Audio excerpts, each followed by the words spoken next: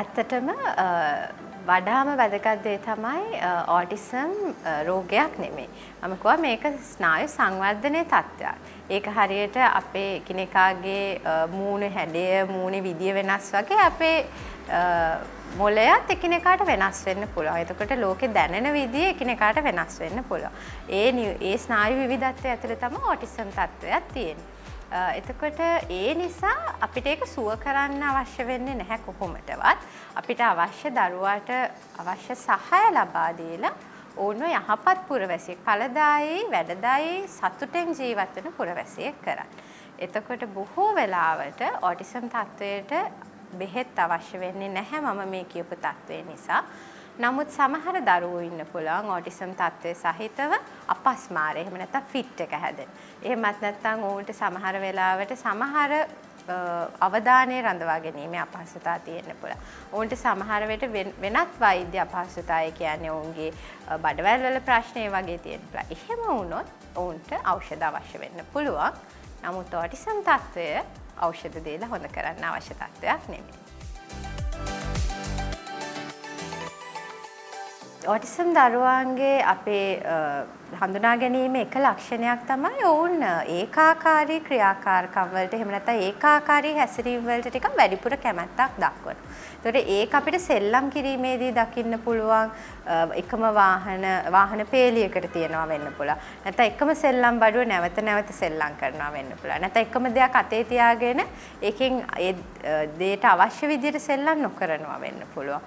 එහෙමත් නැත්නම් සමහර වෙලාවට මේ ඒකාකාරී රටා එන්නේ ඒගොල්ලෝගේ සංවේදනවල වෙනස්කම් හින්දා. ඒ කියන්නේ අපි හිතනවා සමහර වෙලාවට ඔටිසම් දරුවෙක්ට තමුන් අපහසුතාවයට පත් වුණොත් එහෙම නැත්නම් කලබල වුණොත් ඒක සංසුන් කරගන්න එක විදියට ඕන් එක තැන කැරකෙන්න පුළුවන්. එක තැන උඩ පනින්න වෙන්න පුළුවන්. සමහර වෙලාවට හෙට මෙහෙට දුවන තත්ත්ව එන්න පුළුවන්. ඒ වගේ ඒකාකාරී රටා ඇති වෙන්න පුළුවන් සංවේදන වෙන වෙනස්කම් හින්දා. එතකොට ගොඩාක්ම වැදගත් වෙන්නේ ඒකාකාරී රටාවක් යනකොට ඒකට එන හේතු අඳුනගෙන ඒකත් සමග වැඩ කිරීම. ඔටිසම් ගැන කතා කරනකොට අපි කියනවා ඒකේ ලොකු විවිධත්වයක් තියෙනවා. ඒක ස්නායු විවිධත්වයේ එක කොටසක්. එහෙම නැත්නම් අපි කියනවා නියුරෝ ඩයිවර්සිටි කියන එකේ එක කොටසක් කියලා. එතකොට සමහර දරුවෝ ඉන්න පුළුවන් පොඩි උදව්වක් පමණයි ඔවුන්ට අවශ්‍ය ඒගොල්ලෝගේ ජීවිතයේ එදිනදා කටයුතු කරගෙන යන්න. ඒ වගේම සමහර දරුවෝ ඉන්න පුළුවන් ඔවුන්ට sannivedanaye වාචික sannivedanaye සම්පූර්ණයෙන්ම අපහසු වෙන්න පුළුවන්. ඔවුන්ගේ වැඩ කටයුතු කරගන්න ලොකු උදව්ව අවශ්‍ය වෙන්න පුළුවන්. අපි කියනවා profound autism කියලා. ඒතර ඒ දරුවෙක්ට තමුන්ගේ එදිනදා කටයුතු කරගන්න යන අවශ්‍ය කොච්චර සහායක් අවශ්‍යද කියන එක මත තමයි අපි පරාසය ඇත්තටම බෙදන්නේ. එහිදී ඒ අවශ්‍ය උදව් ප්‍රමාණය මත ඔවුන්ට අවශ්‍ය මැදිහත් වීම තීරණය වෙනවා. ඔටිසම් කියන තත්ත්වය අපි කියනවා බහුවිධ කණ්ඩායමක් මගින් හඳුනා ගැනීම සහ මැදිහත් වීම කරන්න ඕනේ. කියන්නේ multidisciplinary. මොකද ඒකෙදී ඔටිසම් තත්ත්වයේදී දරුවාගේ අපි සම්පූර්ණ එදිනදා ජීවිතය ගැනම කතා කරනවා. එතකොට ළමා විශේෂඥ එහෙම නැත්නම් ළමා මනෝවෛද්‍ය විශේෂඥවරයෙක් අවශ්‍ය වෙන්න පුළුවන් මුල රෝග විනිශ්චය කරන්න.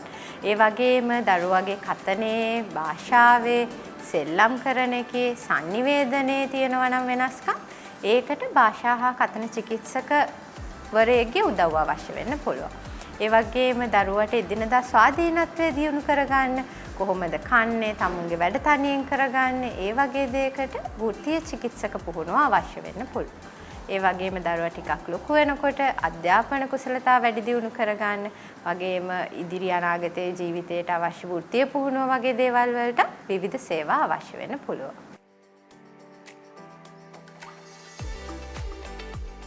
අධ්‍යාපනය කියන්නේ ඇත්තටම ඔටිසම් වලට ඉතාම වැදගත් දෙයක්. මොකද අපි කියනවා 3න් 1ක් පමණ දරුවෝ ඔටිසම් තත්ත්වයේ සහිත ගිෆ්ටඩ් එහෙම නැත්නම් අධිබුද්ධි තත්ත්වයක් තියෙන දරුවෝ. උදාහරණයක් වශයෙන් ඇල්බර්ට් අයින්ස්ටයින් ගත්තා. එතකොට අධ්‍යාපන ක්‍රමයේදී අපි ගොඩක්ම කරන්න ඕන ඔටිසම් දරුවෙක්ගේ තියෙන දක්ෂතා සහ අපහසුතා අඳුනගෙන ඔවුන්ට හැකි පමණ අන්තර්කරණය කරන එක.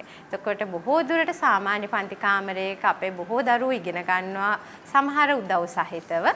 නමුත් මම කිව්වා වගේ ප්‍රොෆවුන්ඩ් ඔටිසම් ඉතාමත් අවශ්‍යතාවය සහ උදව් උපකාර වැඩිපුර අවශ්‍ය වෙන දරුවන්ට විශේෂ අධ්‍යාපන අවශ්‍යතාවලට අදාළ පන්ති කාමරවල ඉන්නත් වෙන්න පුළුවන්. නමුත් බොහෝ දරුවන්ට ඔවුන්ව තේරුම් අරගෙන ඔවුන්ගේ විශේෂයෙන් සංවේදන අවශ්‍යතාවලට අවශ්‍ය උපකාර කරොත් ඔවුන්ට ඉතාමත් හොඳ දුර ගමනක් ගිහිල්ලා ඉතාමත් හොඳ අධ්‍යාපන තත්ත්වයක් ලබා ගන්න පුළුවන්.